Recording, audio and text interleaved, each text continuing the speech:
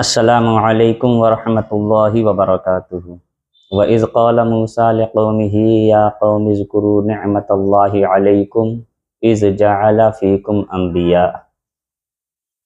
وعن أبي قتادة الأنصاري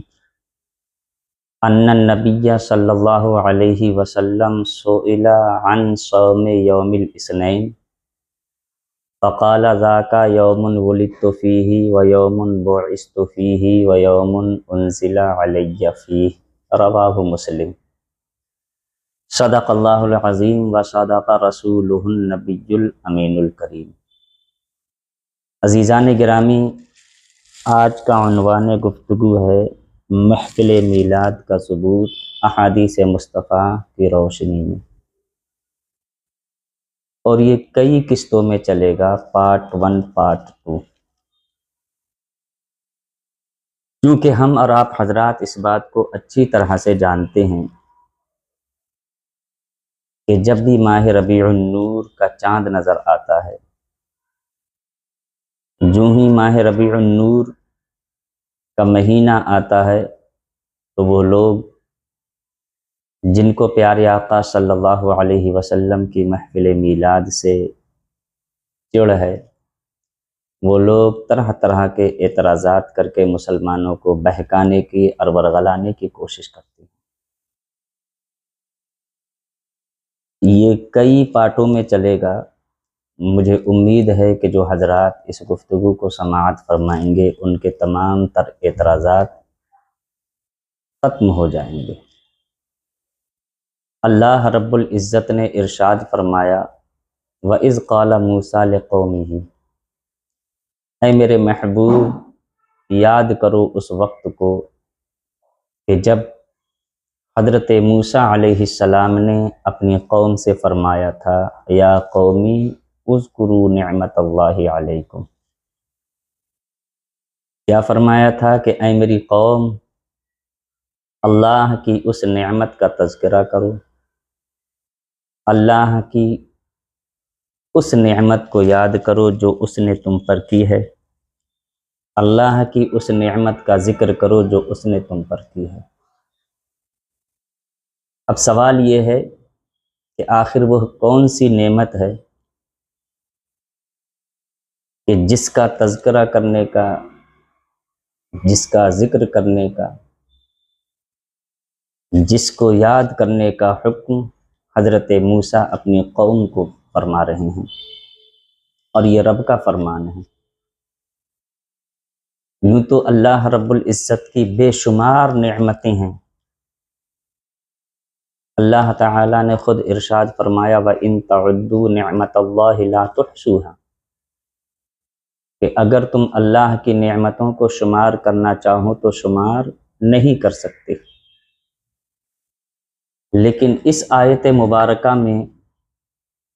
جو اللہ کی نعمت کا ذکر ہے، آخر وہ کون سی نعمت ہے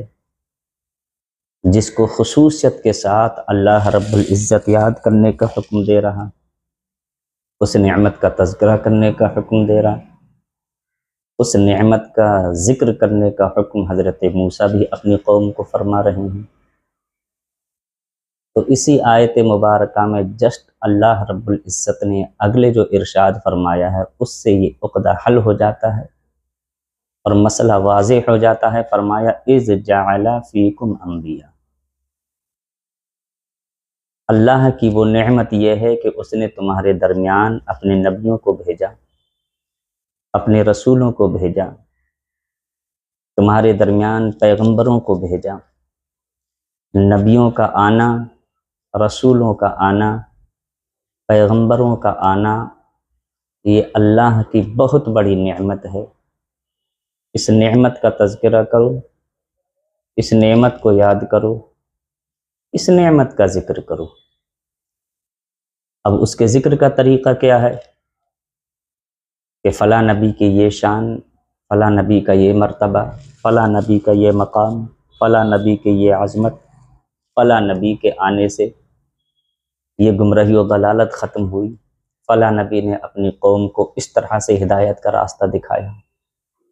فلاں نبی نے اپنی قوم کو گمراہی و ضلالت کے دلدل سے نکال کر کے ایمان و یقین کے اس طرح سے اجالے عطا فرمائے، فلاں نبی تشریف لائے تو قوم ہدایت کے راستے پر آئی۔ اس طرح سے انبیاء کرام کا تذکرہ کیا جائے۔ اب حضرت آدم علیہ السلام سے لے کر حضرت عیسیٰ علیہ السلام تک جتنے بھی انبیاء کرام تشریف لائے، کسی نبی کا ذکر کرو تو اللہ کے حکم پر بھی عمل ہے اور حضرت موسیٰ کی سنت بھی ادا ہو جائے گی، کیونکہ اللہ رب العزت نے فرمایا کہ تمہارے درمیان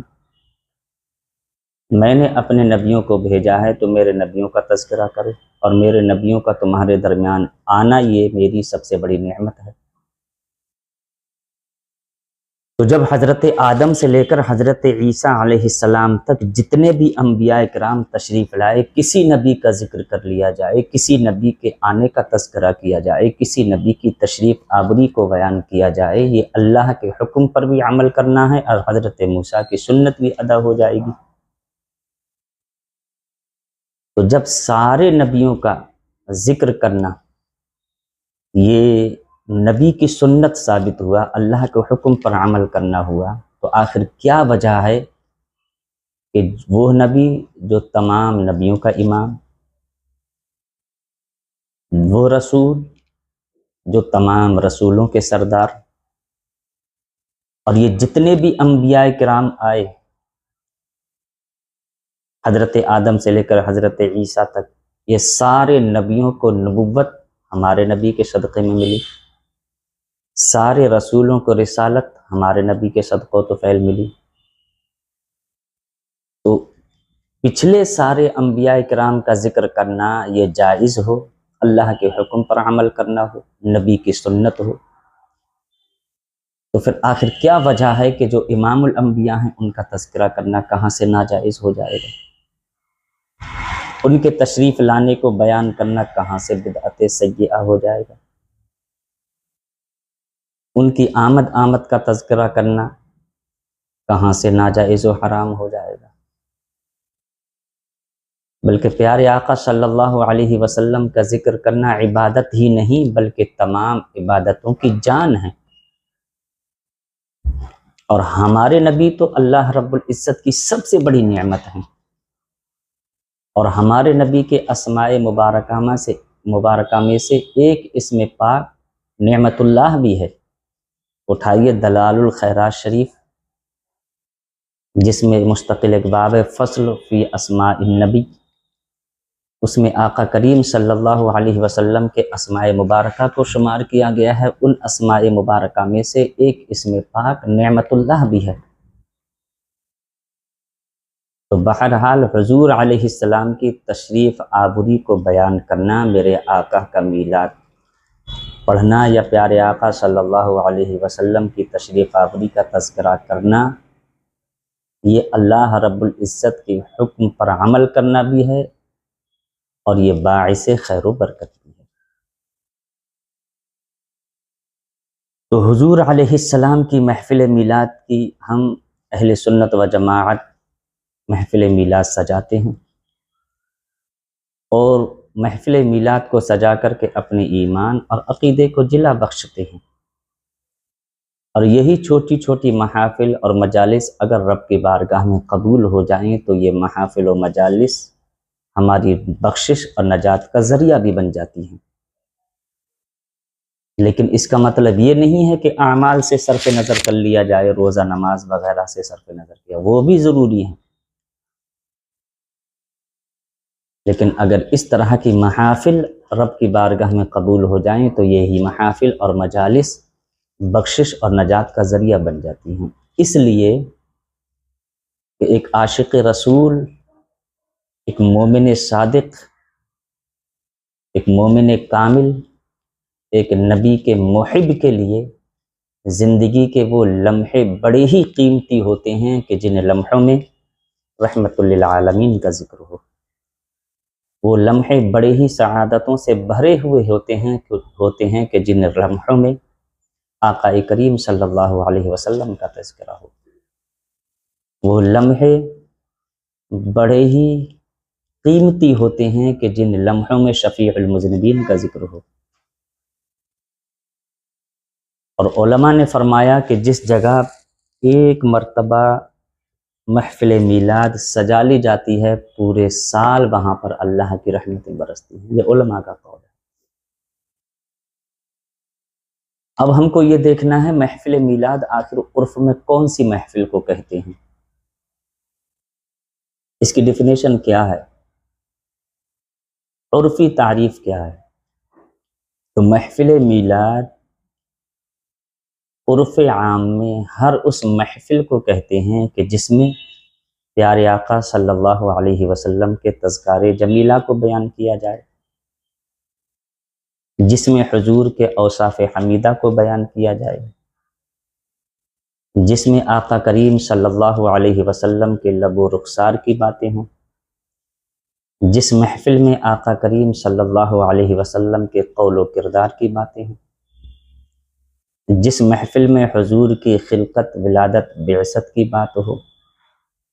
جس محفل میں حضور علیہ السلام کی نبوت، رسالت اور ہجرت کی بات ہو،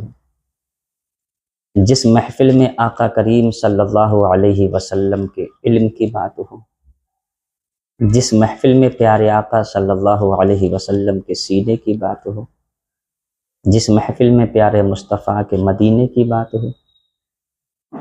جس محفل میں پیارے آقا کے اخلاق حسنہ کو بیان کیا جائے، ہر وہ محفل جس میں حضور کی صداقت، دیانت، امانت، زبان کی پابندی، وعدے کی پابندی کا تذکرہ ہو۔ کوئی وقت مقرر نہیں، کوئی سال مقرر نہیں، کوئی مہینہ مقرر نہیں، کوئی دن مقرر نہیں، کوئی ٹائم فکس نہیں۔ جب کہیں، جہاں کہیں، جس طریقے سے حضور علیہ السلام کا ذکر کیا جائے، پیارے آقا کی شان و عظمت کو بیان کیا جائے، ہم سنیوں کی اصطلاح میں ہر اس محفل کو محفل میلاد کہتے ہیں۔ اب یہ جتنی باتیں بیان کی گئیں، ان تمام کے ذکر کرنے کے، ان تمام کے مجموعے کو محفل میلاد بولتے ہیں۔ یہی وجہ ہے کہ اگر کسی کے یہاں پر بچے کی پیدائش ہو اور شکرانی نعمت کے طور پر صاحب خانہ اپنے گھر محفل سجائے اور اس محفل میں نعت پاک پڑھ دی جائے اور پیارے آقا کا ذکر ہو جائے، تو لوگ کہتے ہیں فلاں کے گھر میلاد ہو رہی ہے۔ اگر کسی کے یہاں شادی ہو، شادی کے موقع پر صاحب خانہ اپنے گھر میں کوئی محفل منعقد کرے، اس میں پیارے آقا کی نعت پڑھ دی جائے اور حضور علیہ السلام کا تذکرہ کر دیا جائے، تو لوگ کہتے ہیں فلاں کے گھر میلاد ہو رہی ہے۔ حالانکہ نہ وقت ہے اور نہ کوئی موضوع متعین ہے، چاہے وہ کوئی سا بھی مہینہ ہو۔ اسی طرح کسی کے بچے کی ختنہ ہو تو صاحب خانہ اپنے گھر میں محفل سجائے، نعت پڑھ دی جائے اور حضور کا تذکرہ کر دیا جائے، کہتے ہیں کہ فلاں کے گھر میلاد ہو رہی ہے۔ کسی کی گھر برانی ہو، ایک نعت پڑھ دو، 5 منٹ حضور کی عظمت بیان کر دو، کہا جاتا ہے فلاں کے گھر میلاد ہو رہی ہے۔ کسی کے بچے کا عقیقہ ہے، صاحب خانہ محفل سجائے، حضور کی نعت پڑھ دی جائے، تو کہتے ہیں کہ فلاں کے گھر میلاد ہو رہی ہے۔ حتیٰ کہ اگر کسی کو ایصال ثواب کرنا ہو، 40ویں، 10ویں یا برسی کے موقع پر صاحب خانہ اپنے گھر میں محفل سجائے، اس محفل میں اگر حضور کی نعت پڑھ دی جائے، پیارے آقا کی شان و عظمت کو بیان کر دیا جائے، تو کہا جاتا ہے کہ فلاں کے گھر میلاد ہو رہی ہے۔ حالانکہ نہ ماہ ربیع النور کا مہینہ ہوتا ہے اور نہ کوئی سال مہینہ فکس ہے۔ جب کہیں، جہاں کہیں، جس طریقے سے پیارے آقا کی شان و عظمت کو بیان کیا جائے، ہم اہل سنت و جماعت کی اصطلاح میں، عرف عام میں اس محفل کو محفل میلاد کہتے ہیں۔ اب جتنی باتوں کا میں نے تذکرہ کیا کہ وہ محفل جس میں حضور کے تذکار جمیلہ کو بیان کیا جائے، جس میں حضور کے اوصاف حمیدہ کو بیان کیا جائے، جس میں آقا کے لب و رخسار کی باتیں ہیں، جس میں نبی کے قول و کردار کی باتیں ہیں، جس محفل میں حضور کی خلقت، ولادت، بعثت کی بات ہو، جس میں نبی کی نبوت اور رسالت اور ہجرت کی بات ہو، جس محفل میں حضور کے علم کی بات ہو، جس محفل میں حضور کے سینے کی بات ہو، جس محفل میں حضور کے مدینے کی بات ہو، جس محفل میں حضور کے اختیارات و تصرفات کا تذکرہ ہو، جس محفل میں آقا کریم صلی اللہ علیہ وسلم کے اخلاق حسنہ کو بیان کیا جائے، حضور کی صداقت، امانت، دیانت کا تذکرہ ہو، آیا انفرادی طور پر، جزوی طور پر یہ اجزاء جو ہیں ان تمام کے مجموعے یا اس میں سے کسی ایک بات کا ذکر کر دیا جائے اس کو محفل میلاد کہا جاتا ہے۔ اب ہم کو یہ دیکھنا ہے کہ حضور کے تذکار جمیلہ کو بیان کرنا جائز ہے یا نہیں، حضور کے اوصاف حمیدہ کو بیان کرنا جائز ہے یا نہیں، حضور کے لب و رخسار کی باتیں کرنا جائز ہے یا نہیں، حضور کے قول و کردار کی باتیں کرنا جائز ہے یا نہیں، حضور کی خلقت، ولادت، بعثت کا تذکرہ کرنا جائز ہے یا نہیں، حضور کی نبوت، رسالت، ہجرت کا ذکر کرنا جائز ہے یا نہیں، حضور کے علم کی بات کرنا جائز ہے یا نہیں، حضور کے مدینے کی بات کرنا، حضور کے سینے کی بات کرنا، پیارے آقا کے اختیارات و تصرفات کا تذکرہ کرنا، پیارے مصطفیٰ صلی اللہ علیہ وسلم کے اخلاق حسنہ کو بیان کرنا، حضور کی صداقت کو بیان کرنا، حضور کی دیانت کو بیان کرنا، حضور کی امانت داری کو بیان کرنا، حضور کے ایفاء عہد کو بیان کرنا، آخر یہ تمام باتوں کو بیان کرنا جائز ہے یا نہیں؟ تو ہر مکتبہ فکر کا بندہ یہی کہے گا کہ ان تمام باتوں کو بیان کرنا جائز ہے۔ جب جز کو بیان کرنا جائز ہے، ان تمام کے مجموعے کا جب ہم مرکب بنا دیں، کل بنا دیں، تو پھر کل کو بیان کرنا ناجائز کہاں سے ہوگا؟ جب تذکار جمیلہ کو بیان کرنا، اوصاف حمیدہ کو بیان کرنا، لب و رخسار کی باتیں کرنا، قول و کردار کی باتیں کرنا، نبوت، رسالت، ہجرت کی بات کرنا، خلقت، ولادت، بعثت کی بات کرنا، اخلاق حسنہ کو بیان کرنا،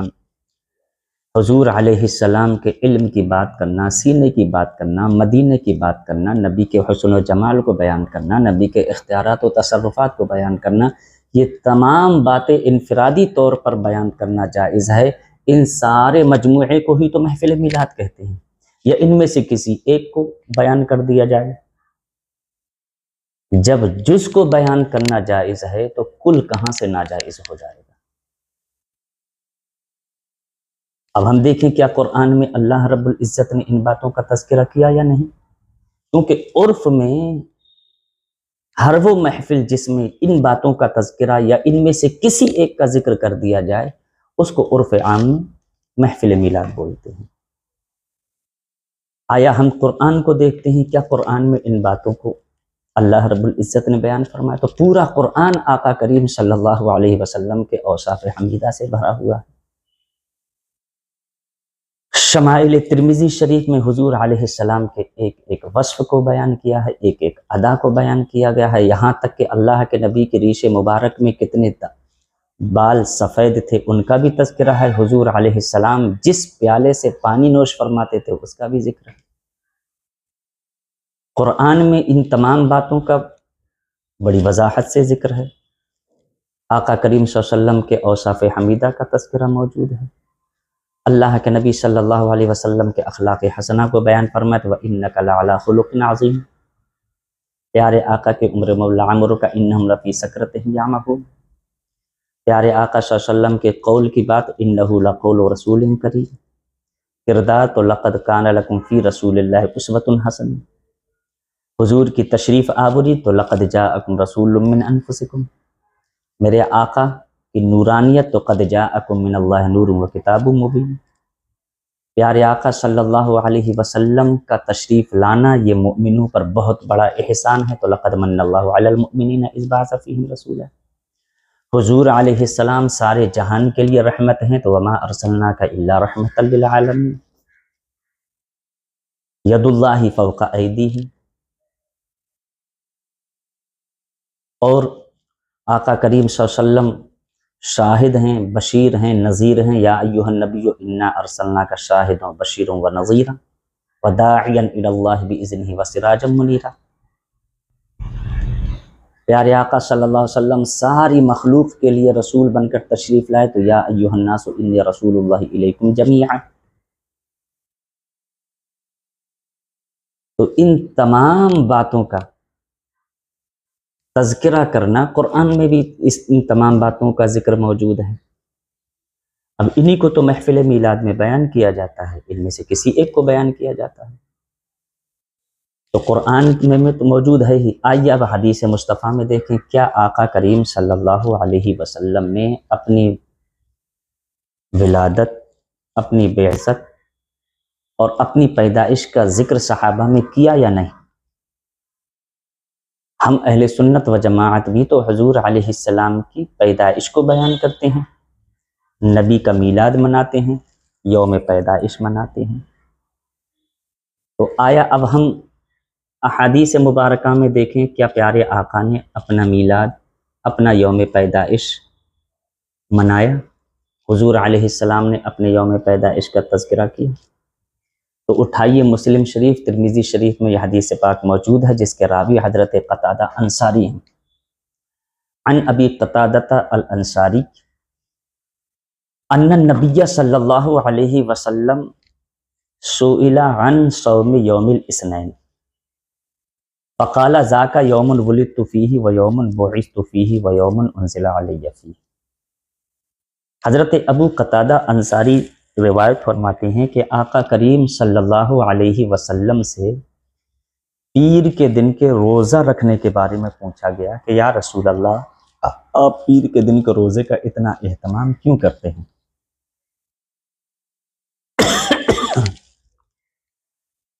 تو آقا کریم صلی اللہ علیہ وسلم نے فرمایا ذاکا یوم ولدت فیہ، فرمایا اس لیے کہ یہی وہ دن ہے کہ جس دن میں پیدا کیا گیا، وَيَوْمٌ بُعِثْتُ فِيهِ، اور پیر ہی کے دن میں نے اعلان نبوت کیا، وَيَوْمٌ أُنزِلَ عَلَيَّ فِيهِ، اور پیر ہی کے دن مجھ پر نزول وحی کی ابتدا ہوئی۔ تو پیر کے دن آقا کریم صلی اللہ علیہ وسلم کی ولادت بسعادت ہوئی۔ اللہ کے نبی صلی اللہ علیہ وسلم نے اپنے یوم پیدائش کو اللہ کی عبادت کر کے، روزہ رکھ کر کے منایا۔ آج سنی حضور کے یوم پیدائش کو ذکر و اذکار، درود شریف، محفل میلاد، اللہ اس کے رسول کے ذکر کی محفل کر کے مناتے ہیں۔ تو آقا کریم صلی اللہ علیہ وسلم نے فرمایا پیر کے دن کے روزے کا میں اس لیے اہتمام کرتا ہوں کہ اسی دن میری ولادت ہوئی، پیدائش ہوئی، اور اسی دن میں نے اعلان نبوت کیا۔ تو حضور نے اپنا یوم ولادت، یوم پیدائش کو اللہ کی عبادت روزہ رکھ کر کے منایا۔ اب اگر سنی پیارے آقا کے یوم پیدائش کو ذکر و اذکار کی محفل، درود کی محفل سجا کر، محفل میلاد کا عنوان دے کر کے منائیں، تو اس میں کہاں سے قباحت آ گئی؟ اسی حدیث کے تحت امام مسلم نے فرمایا ھذا الحدیث صحیح اخرجہ مسلم، اور فرما ویشیر الی ان النبی صلی اللہ علیہ وسلم کان یصوم یوم الاثنین اعترافا بفضل ھذا اليوم الذي ولد فیہ وبدأت فیہ الرسالۃ النبویۃ۔ فرمایا اس حدیث شریف میں اس بات کی طرف اشارہ ہے کہ پیارے آقا صلی اللہ علیہ وسلم پیر کے دن کا روزہ رکھتے تھے، اس دن کی عظمت کو ظاہر کرنے کے لیے کہ اس دن اللہ کے نبی کی ولادت ہوئی، اور اسی دن اللہ کے نبی نے اعلان نبوت کیا۔ تو اس حدیث میں واضح ہے کہ میرے آقا نے اپنا یوم پیدائش کو اللہ کی عبادت روزہ رکھ کر کے منایا۔ اور اگلے چلیے، کیا صحابہ کے درمیان میں اللہ کے نبی نے اپنی پیدائش کا ذکر کیا، اپنی ولادت یا اپنی خلقت کا تذکرہ کیا؟ تو اٹھائیے قراءۃ الادب لفاضل النسب کتاب، دوسری حضور سیدی سرکار اعلیٰ حضرت کا رسالہ ہے شمول الاسلام لاصول الرسول الکرام۔ الترمذی شریف کتاب المناقب باب فضل النبی صلی اللہ علیہ وسلم پر بھی بہت ساری احادیث ہیں۔ وہ حدیث یہ ہے کہ پیارے آقا صلی اللہ علیہ وسلم صحابہ کے درمیان تشریف فرما ہے۔ ہم کو یہ دیکھنا ہے اللہ کے نبی نے اپنا دن صحابہ کے درمیان میں اپنی تشریف آوری کا تذکرہ کیا یا نہ کیا۔ تو آقا کریم صلی اللہ علیہ وسلم نے صحابہ کے درمیان میں صحابہ کے مجمع میں اپنا یوم پیدائش بیان کیا۔ اللہ کے نبی صلی اللہ علیہ وسلم نے فرمایا اتانی جبرائیل فقال یا محمد صلی اللہ علیہ وسلم ان اللہ بعثنی فطفت شرق الارض وغربها وسهلها وجبلها فلم ارى حجا خيرا من العرب ثم امرني فطفت في العرب فلم اجد حجا خيرا من مضر ثم امرني فطفت في مضر فلم اجد حجا خيرا من بني كنانة ثم امرني فطفت في بني كنانة فلم اجد حجا خيرا من قريش ثم امرني فطفت في قريش فلم اجد حجا خيرا من بني هاشم ثم امرني فطفت في بني هاشم فلم اجد خيرا نفسا من نفسك۔ یہ پوری حدیث ہوئی۔ اللہ کے نبی صلی اللہ علیہ وسلم صحابہ کے درمیان تشریف فرما ہے۔ میرے آقا صلی اللہ علیہ وسلم نے فرمایا صحابہ میرے پاس حضرت جبریل امین تشریف لائے۔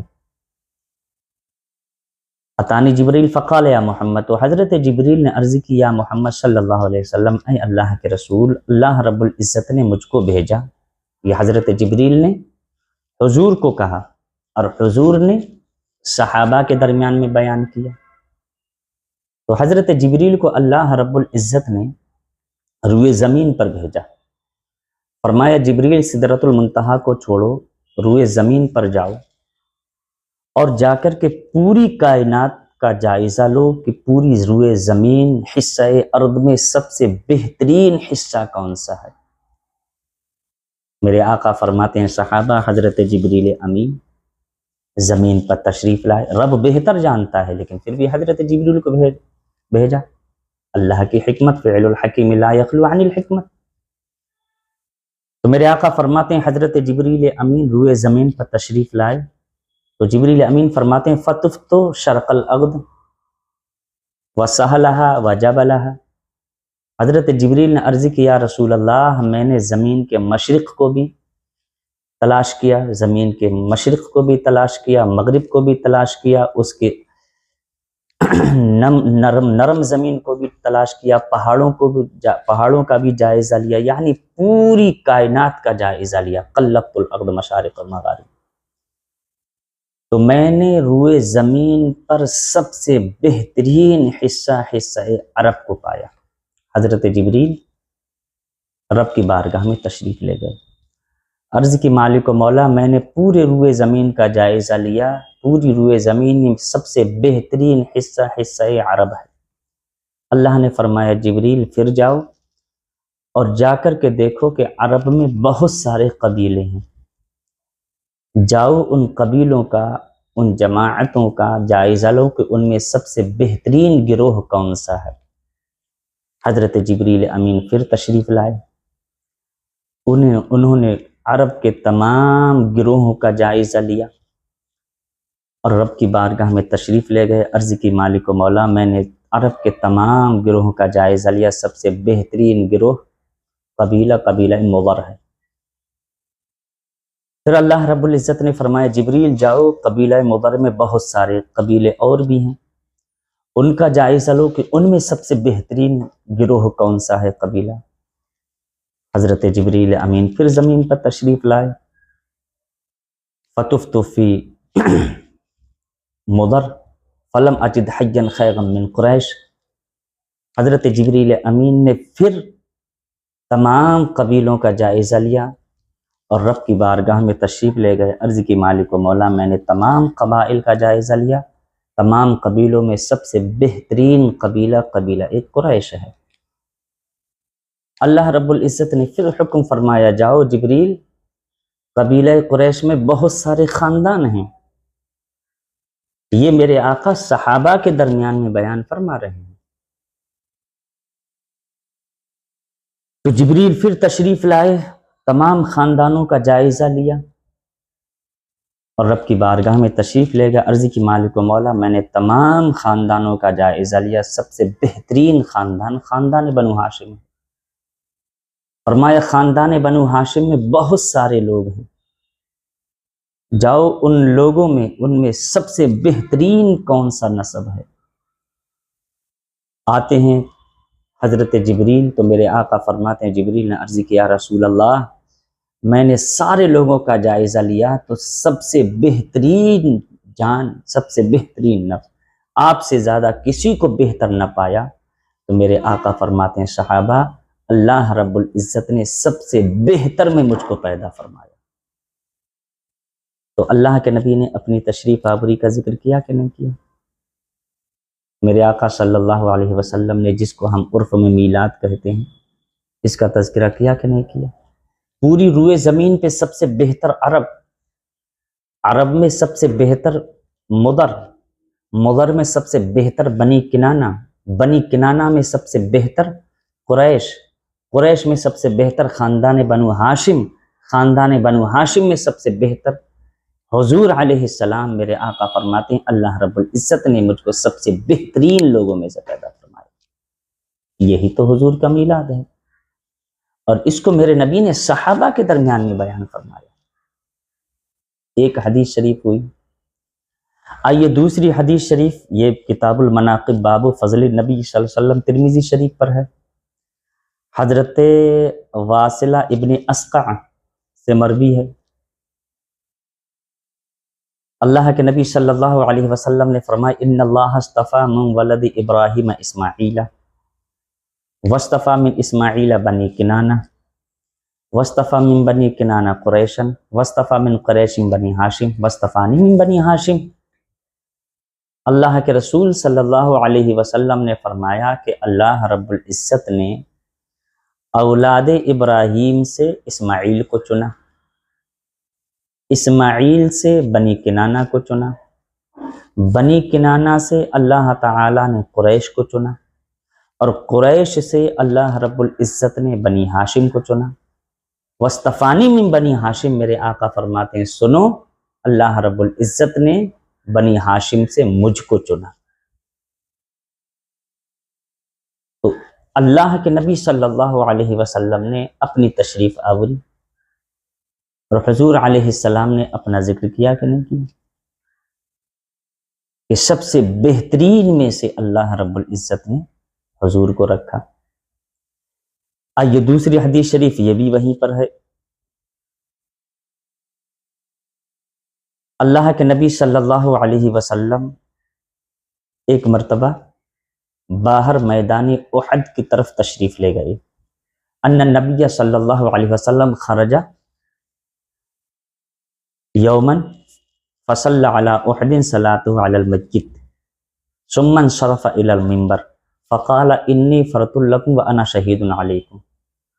واللہ انی لانظر حوزی الى الان واللہ ما اخاف علیکم ان تشرکوا بعدی ولکن اخاف علیکم ان تنافسوا فیہا وانی اعطیت مفاتیح خزائن الارض۔ اللہ کے رسول صلی اللہ علیہ وسلم ایک دن باہر میدان احد کی طرف تشریف لے گئے۔ میدان احد پہنچے تو پیارے آقا صلی اللہ علیہ وسلم نے شہداء احد کی قبور کی زیارت کی۔ فصلی علی احد، اور اللہ کے نبی صلی اللہ علیہ وسلم نے شہداء احد کے لیے دعائے مغفرت فرمائی۔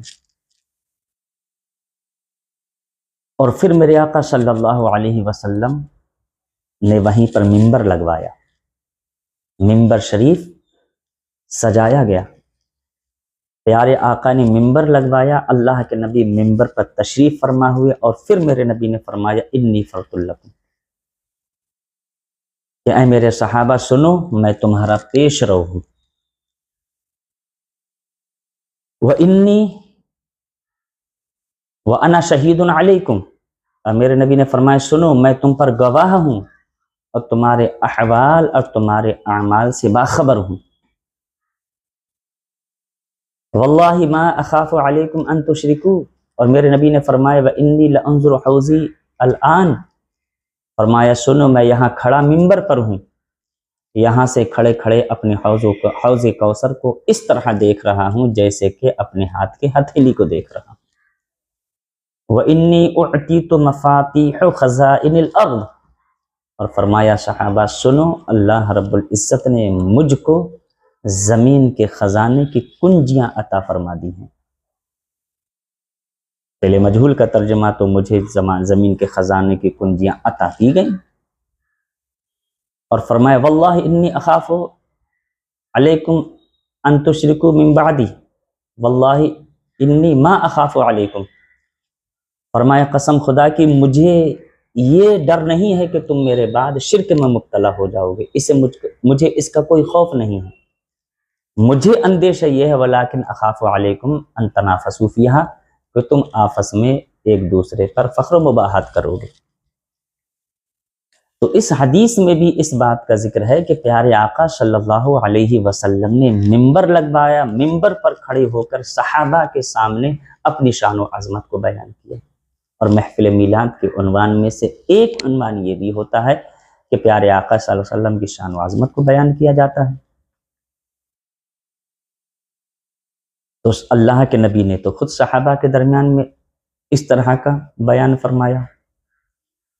اور اٹھائیے مسلم مشکات شریف، اور یہ حدیث دیگر کتب احادیث میں بھی ہے۔ ہوا دراصل یہ کہ بعض بدباطن منافقوں نے اور کچھ قریش نے بھی آقا کریم صلی اللہ علیہ وسلم کے حسب و نسب شریف پر کچھ طعنہ زنی کی۔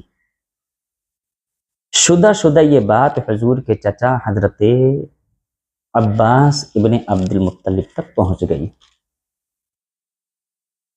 جب حضرت عباس کو یہ پتہ چلا کہ منافقوں نے اور قریش نے آقا کریم صلی اللہ علیہ وسلم کی شان و حضور صلی اللہ علیہ وسلم کے حسب و نسب شریف میں طعنہ زنی کی ہے،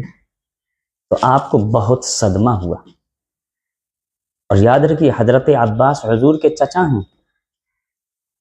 لیکن پیارے آقا کا ادب اتنا فرماتے تھے، ادب کا یہ حال تھا کہ جب بھی حضرت عباس سے پوچھا جاتا کہ آپ بڑے ہیں یا پھر حضور بڑے ہیں، تو کبھی یہ نہیں کہا کہ میں بڑا ہوں۔ جب بھی سوال ہوا کہ آپ بڑے ہیں یا حضور بڑے ہیں، تو آپ جواب دیتے تھے انا اسن منہ ہوا اکبر منی، فرمایا بڑے تو وہی ہیں لیکن عمر میری زیادہ ہے، یعنی کبھی حضور کو بڑا نہیں کہا، حضور سے اپنے آپ کو بڑا نہیں بتایا، اتنا ادب تھا۔ اسن منہ ہوا اکبر منی، بڑے تو وہی ہیں عمر میری زیادہ ہے، اس طرح کا اتنا ادب۔ حضرت عباس پیارے آقا صلی اللہ علیہ وسلم کی بارگاہ میں حاضر آئے اور شکایت کی یا رسول اللہ، منافقوں نے اور قریش نے آپ کے نسب حسب و نسب شریف میں طعنہ زنی کی ہے۔ جب یہ بات میرے آقا تک پہنچی تو اللہ کے نبی صلی اللہ علیہ وسلم نے صرف حضرت عباس کو جواب نہیں دیا، بلکہ میرے آقا صلی اللہ علیہ وسلم نے فرمایا ممبر لگاؤ۔ ممبر لگایا گیا۔ اللہ کے رسول صلی اللہ علیہ وسلم نے صحابہ کو بلایا، فرمایا صحابہ کو بھی بلا لو۔ صحابہ بلائے گئے۔ اب جب صحابہ کا مجمع اکٹھا ہو گیا، میرے آقا صلی اللہ علیہ وسلم ممبر پر تشریف فرما ہوئے۔ حالانکہ اللہ کے نبی حضرت عباس کو صرف جواب دے سکتے تھے، لیکن میرے آقا نے تمام صحابہ کو بلا کر اکٹھا فرما کر ممبر لگا کر کے جواب دیا، تاکہ آنے والے زمانے میں جب کبھی بھی بدباطن منافق یا کوئی بھی اس طرح کا اعتراض کرے تو میری امت ان کے اعتراضوں کے جواب دے سکے۔ ممبر سجایا گیا، اللہ کے نبی صلی اللہ علیہ وسلم اس ممبر پر تشریف فرما ہوئے، اور پھر میرے نبی نے کیا فرمایا، پوری حدیث شریف کہ جاء العباس الى رسول اللہ صلی اللہ علیہ وسلم فقال یا رسول اللہ ان قریشا جلسوا فتذاکروا احسابهم بینہم فجعلوا مثلک کمثل نخلة فی کبوة من الارض فقام النبی صلی اللہ علیہ وسلم علی المنبر فقال من انا فقالوا انت رسول اللہ علیک السلام فقال انا محمد بن عبد اللہ بن عبد المطلب ان اللہ خلق الخلق فجعلنی فی خیرہم فرقة ثم جعلہم قبائل فجعلنی فی خیرہم قبیلة ثم جعلہم بیوتا فجعلنی فی خیرہم بیتا فانا خیرہم بیتا وخیرہم نفسا۔ اللہ کے نبی نے منبر لگوایا، میرے آقا صلی اللہ علیہ وسلم منبر پر تشریف فرما ہوئے۔ میرے آقا صلی اللہ علیہ وسلم نے صحابہ سے مخاطب ہو کر کے فرمایا، صحابہ من انا، میں کون ہوں؟ تو صحابہ نے نبوت و رسالت کے تعلق سے سوال سمجھا، تو صحابہ نے اپنے علم کے مطابق جواب دیا، یا رسول انت رسول اللہ علیہ السلام، آپ اللہ کے سچے رسول ہیں۔ تو میرے نبی نے فرمایا میرا سوال کا مطلب یہ نہیں ہے، بلکہ میرے آقا صلی اللہ علیہ وسلم اپنا نسب شریف بیان فرمانا چاہتے تھے۔ میرے نبی نے فرمایا سنو، انا محمد بن عبد اللہ بن عبد المطلب، میں محمد بن عبد اللہ بن عبد المطلب ہوں۔ ان اللہ خلق الخلق فجعلنی فی خیرہم فرقة، اللہ رب العزت نے مخلوق کو پیدا فرمایا، تو اللہ رب العزت نے ساری دنیا کے دو گروہ کیے، ایک عرب ایک عجم۔ تو میرے آقا فرماتے ہیں فجعلنی فی خیرہم فرقة، تو اللہ رب العزت نے مجھ کو سب سے بہترین گروہ، بہترین حصہ عرب میں رکھا۔ ثم جعلہم قبائل فجعلنی فی خیرہم قبیلۃ، پھر اللہ رب العزت نے اس میں الگ الگ قبیلے بنائے، تو اللہ تعالیٰ نے مجھ کو سب سے بہترین قبیلے میں رکھا۔ ثم جعلہم بیوتا فجعلنی فی خیرہم بیتا، پھر اللہ رب العزت نے ان میں الگ الگ خاندان بنائے، تو اللہ رب العزت نے مجھ کو سب سے بہترین خاندان بنو ہاشم میں رکھا۔ فانا خیرہم نفسا وخیرہم بیتا، فرمایا سنو، میں حسب و نسب کے اعتبار سے بھی تم میں سب سے بہتر ہوں، اور اپنے خاندان کے اعتبار سے بھی تم میں سب سے بہتر ہوں۔ تو یہ جتنی باتیں بیان ہوئیں، یہ ساری باتیں محفل میلاد کا عنوان ہوتی ہیں۔ اب ان تمام احادیث میں اس بات کا ذکر ہے کہ پیارے آقا صلی اللہ علیہ وسلم نے اپنا یوم پیدائش، اپنی تشریف آوری کا خود صحابہ کے درمیان میں تذکرہ فرمایا، منبر پر کھڑے ہو کر کے فرمایا، اور محفل میلاد میں انہی باتوں کا ذکر ہوتا ہے۔ حضور کے اوصاف حمیدہ، حضور کے تذکار جمیلہ، حضور کے اخلاق حسنہ، حضور کے لب و رخسار، قول و کردار، نبی کے تکلم، تبسم، حضور کی خلقت، ولادت، بعثت، نبوت، رسالت، ہجرت، علم، مدینہ، پسینہ، اور حضور کے اختیارات، تصرفات، حضور کے اخلاق حسنہ، صداقت، امانت، دیانت، ان تمام باتوں کا تذکرہ ہوتا ہے۔ جب انفرادی طور پر ان میں سے ہر ایک کو بیان کرنا جائز ہے، تو جب ان میں سے ہر ایک کو بیان کرنا جائز، تو اس کا مجموعہ کس صورت میں ناجائز ہو سکتا ہے؟ اب جس محفل میں ان میں سے کسی ایک کو بھی عنوان گفتگو بنا لیا جائے، ہم اہل سنت و جماعت اپنی عرف میں اس کو محفل میلاد کہتے ہیں۔ میں نے بہت ساری مثالیں دی کہ کوئی وقت نہیں مقرر ہوتا ہے، مہینہ مقرر نہیں، دن مقرر نہیں، سال مقرر نہیں۔ مسلمان جب بھی اپنے گھر میں نبی کی یاد کی محفل سجاتا ہے، ہم عرف میں بولتے ہیں کہ فلاں کے گھر محفل میلاد ہو رہی ہے۔ جب یہ اجزاء جائز ہیں، تو اس کا مجموعہ ناجائز کیسے ہو سکتا ہے؟ مثال کے طور پر ایک آدمی بریانی بنائے، جو پانی ڈالا وہ پاک، جو مسالہ ڈالا وہ جائز پاک، جو تیل ڈالا وہ پاک، جو چاول ڈالے وہ بھی پاک، جو بھی کچھ اس میں ڈالا، جو گوشت ڈالا وہ بھی حلال۔ اب یہ سارے اجزاء حلال ہیں، اس کے مجموعے کو بریانی کہتے، تو بریانی ناجائز کہاں سے ہو جائے گی؟ اسی طرح حضور کے اوصاف حمیدہ کو بیان کرنا، تذکار جمیلہ کو بیان کرنا، حضور کے اخلاق حسنہ کو بیان کرنا، حضور کے لب و رخسار کی باتیں کرنا، حضور کے قول و کردار کی باتیں کرنا، حضور کے خلقت، ولادت، بعثت کی بات کرنا، نبی کے نبوت، رسالت، ہجرت کو بیان کرنا، آقا کریم صلی اللہ علیہ وسلم کے علم کی بات کرنا، نبی کے تکلم اور تبسم کو بیان کرنا، حضور علیہ الصلاۃ والتسلیم کے علم کی بات کرنا، سینے کی بات کرنا، مدینے کی بات کرنا، اختیارات، تصرفات کی بات کرنا، ان تمام کو انفرادی طور پر ہر ایک کو بیان کرنا جائز ہے، اور جب اس کو ایک جگہ جمع کر دیا جائے تو اس کو محفل میلاد بولتے ہیں۔ یا کسی بھی محفل میں ان میں سے کسی ایک کو بیان کر دیا جائے تو اس محفل کو محفل میلاد بولتے ہیں۔